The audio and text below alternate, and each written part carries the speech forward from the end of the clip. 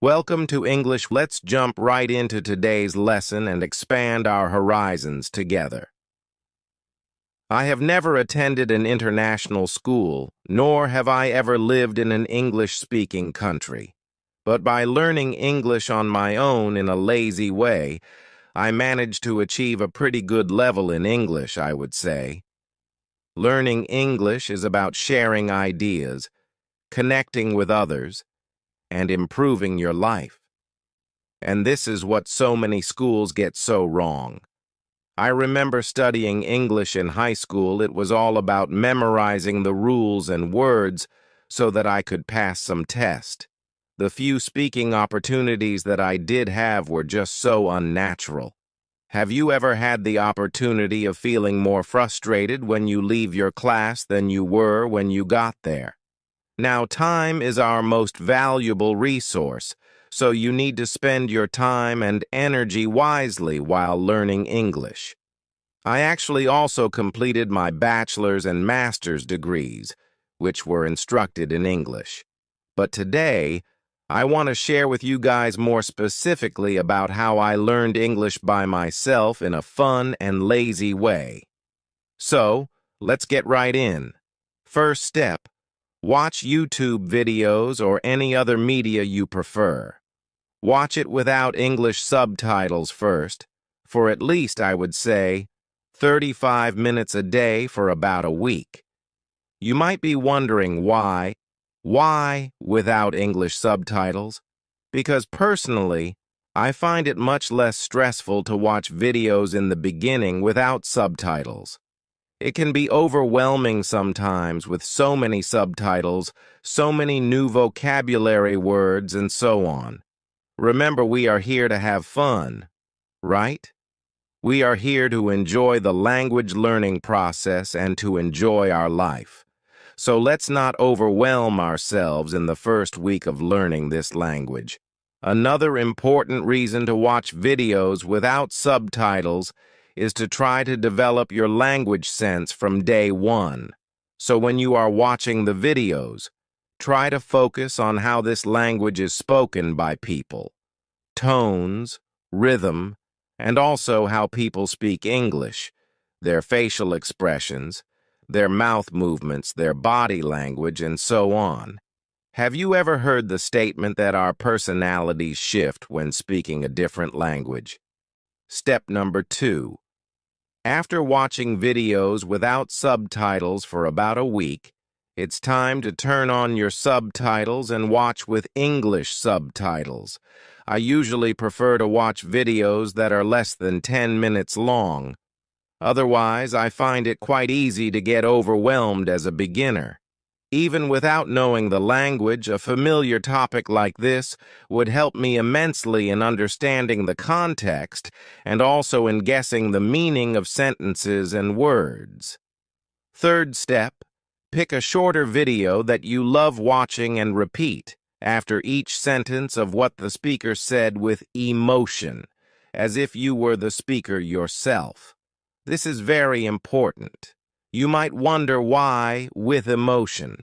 Based on my personal experience, I find myself improving much faster, especially in speaking, when I involve my emotions in reading English out loud, like mimicking their tones, their rhythms, their facial expressions, and even their hand gestures.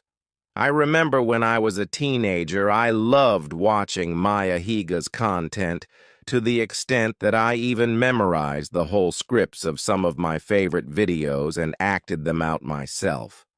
Just involve your emotions in reading the English sentences.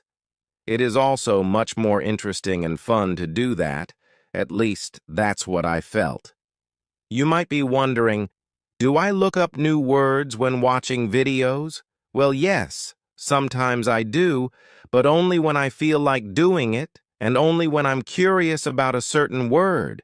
I've never followed any strict rules like having to write down all the new words you don't know and look them up later, or you have to write down at least 12 words each day in order to memorize them, etc. I just do what I feel like doing and have fun.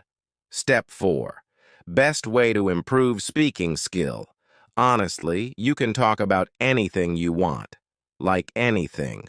Whether it's about your day or about the videos or articles that you read that day. But personally, I find it super useful to talk to yourself when you experience some sort of emotion, like when you are excited, happy, angry, sad, confused, etc.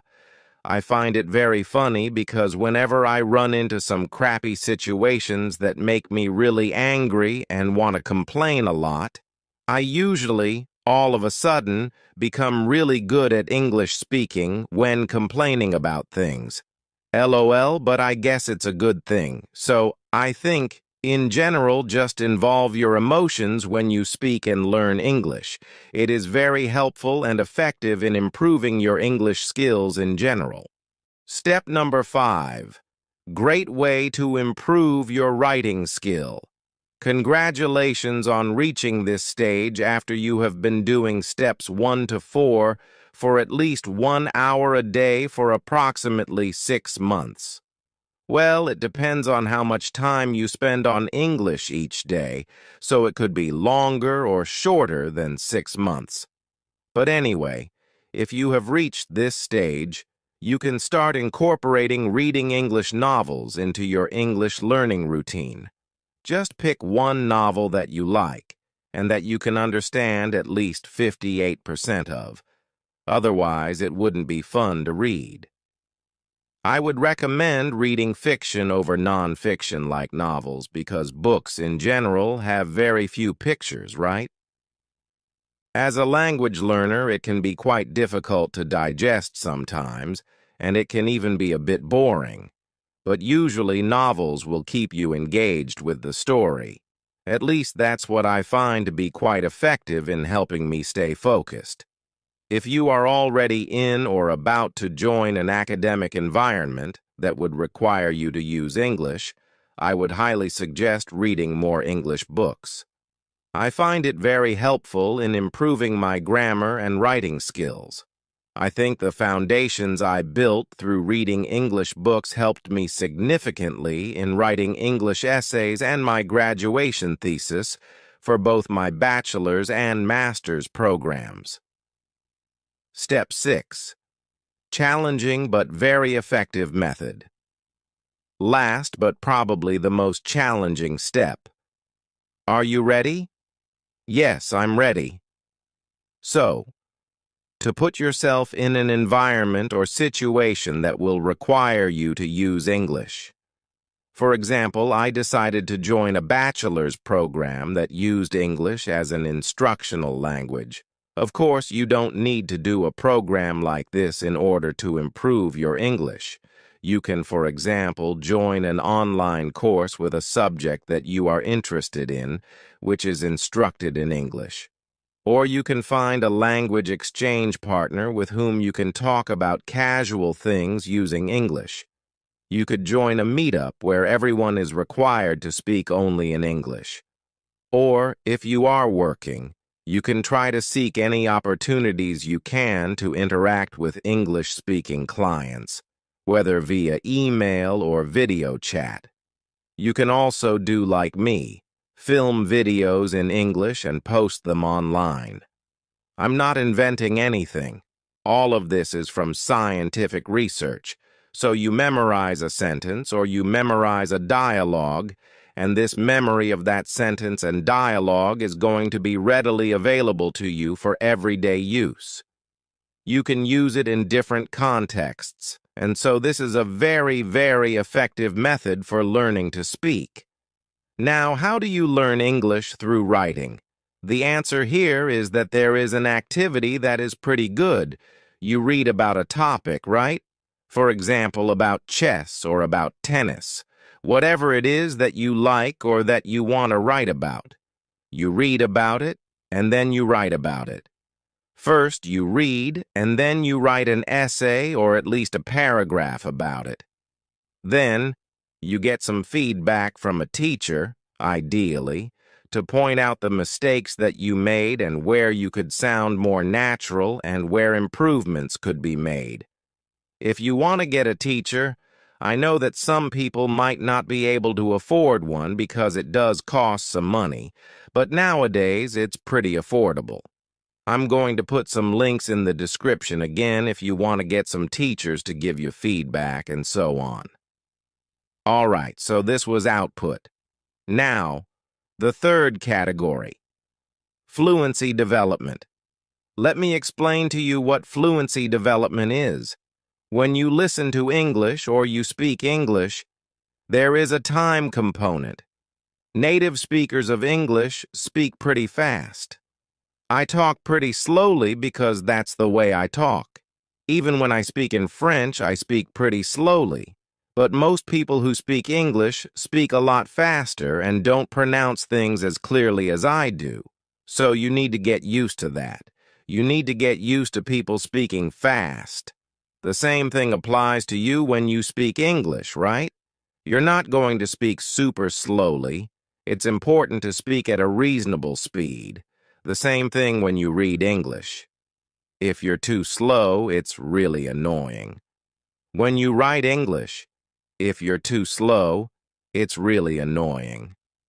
There are multiple techniques that you can use to be faster when you use English, whether you're listening, speaking, writing, or reading. I think I'm going to do a video on this, so if you want to learn more techniques about fluency development, just leave me a comment down in the comment section below, and I'll make a video on it because I think it's more of a specialized topic. All right, and the fourth category, deliberate study of English. How do you do this? There are multiple ways to do this and multiple aspects to cover, such as grammar, vocabulary, and pronunciation. But one of the best activities that you can do with the most effective return on your time is flashcards. We're diving into a next exciting topic.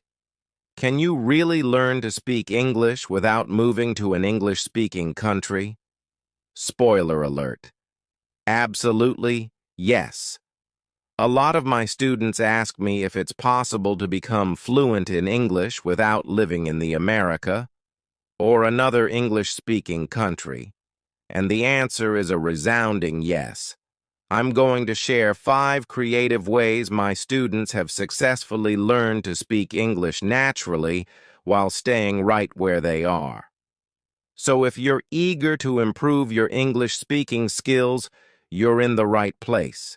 In fact, you can start speaking English right from your home, often at no cost. Let's jump into 5 mostly free ways to get started on your English speaking journey. Summarizing. Let's kick things off with a tip that's perfect for practicing at home. Summarizing. Here's how it works. Take an article, any article, and try to summarize it in your own words. For instance, let's say you're reading an article about the World Cup on NPR. Start by reading a paragraph, then close your eyes and try to summarize what you just read out loud.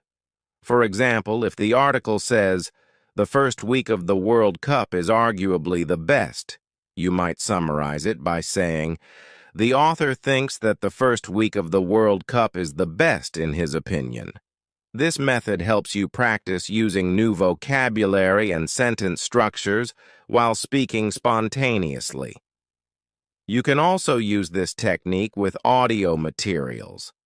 I previously made a video about learning English with stories. Let's listen to a clip where I read a short part of a story and then ask a question. You'll use the information from the story to answer the question in your own words. Here's a practice question based on the clip. Tom felt relieved that someone else was aware of the hectic situation outside the airport. Tom told the driver the name of his hostel, which was supposed to be just 15 minutes away from the airport. Where did Tom want to go and how far away was it? You could answer, Tom wanted to go to his hostel, which was only 15 minutes away from the airport. This not only practices summarizing, but also helps you get comfortable with different sentence structures. Check out the full lesson linked above or in the description for more tips and exercises. Remember, the key to improving your English is to start speaking today. My next tip for learning to speak English without moving to another country is to use websites like meetup.com. I can almost guarantee that no matter where you live in the world, there will be a meetup in your city or nearby, and there's a good chance that there might be an English-speaking meetup as well. Let's take a quick look at the website to explore the options. Go to meetup.com. Imagine you don't already have an account, so scroll down to Language and Culture. Type in a big city. How about São Paulo in Spain? Great. Here, we see that there are, 9,000 English speakers. This is excellent. Click Join this group. There's no excuse. Just go for it. Of course, the more you speak, the better, but I know many of you are busy. Everyone is, right? So, try to do this at least once a month. Use my other speaking tips throughout the week for those times when you're not physically speaking with someone. Speaking with someone at least once a month really boosts your motivation and shows you the real-world application of speaking English. Being understood and understanding others is incredibly helpful. My third tip for improving your English is hosting an exchange student for a week, a few days, a month, or even just for dinner. Hosting an exchange student can be a fantastic way to practice English. I've had several students recently email me excitedly about hosting exchange students. One example is a Korea student who invited a 17-year-old North American student to stay at his house for a few days. This allowed his 17-year-old Korea daughter to spend time with her and also provided him with a chance to be immersed in English conversations. Another example is a student from Australia who hosted a British exchange student for a couple of weeks during summer vacation. This experience gave her the opportunity to connect with the student and enjoy real conversations while showing her around and exploring together. My final example comes from my personal experience. A few years ago, I went to dinner at my friend's house, and there were 12 people from 12 different countries.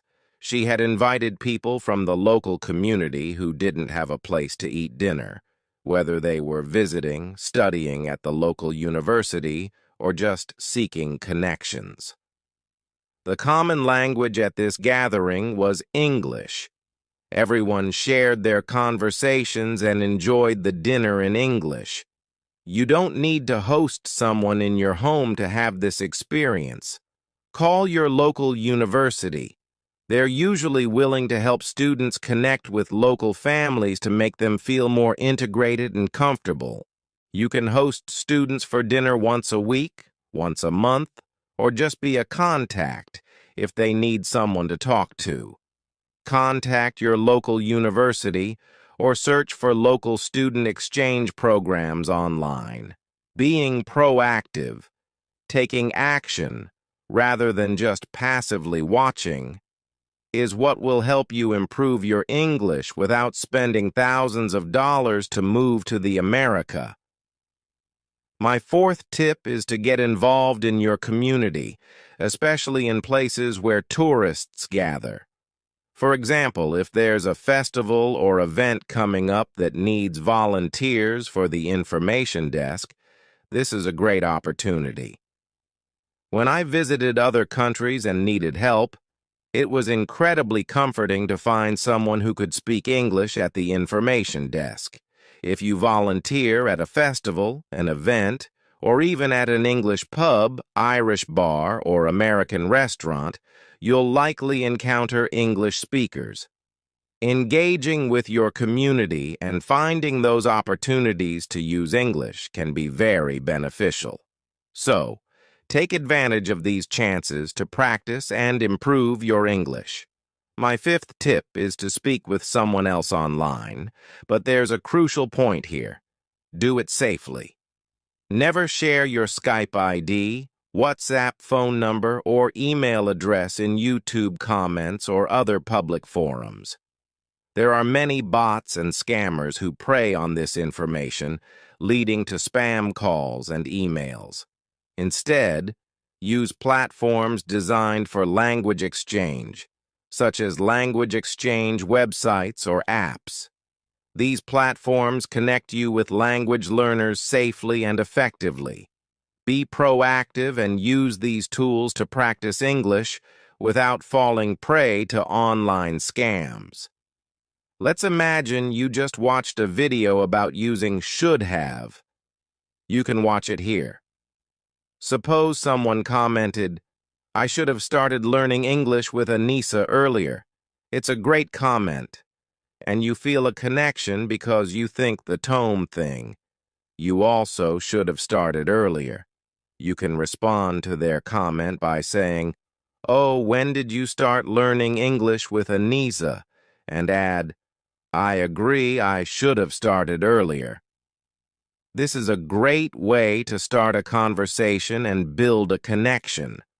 Avoid immediately suggesting, "Hi, let's speak on Skype," because speaking with a stranger in a second language can be daunting, especially if you've just met them online.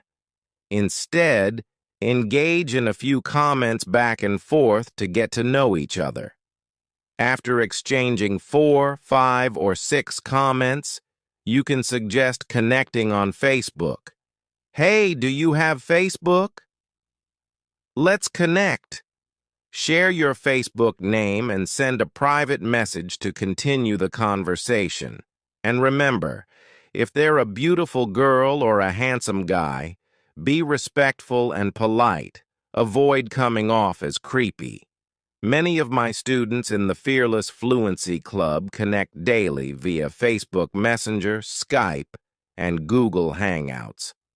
It's a fantastic way to practice English, learn about different cultures, and make new friends. You can join us for just $5 for the first month using the coupon code NEW. You'll find many passionate English learners eager to connect. These are just a few top tips for learning to speak English without going to a classroom, paying a tutor, or moving to the America. I hope you find at least one of these tips helpful.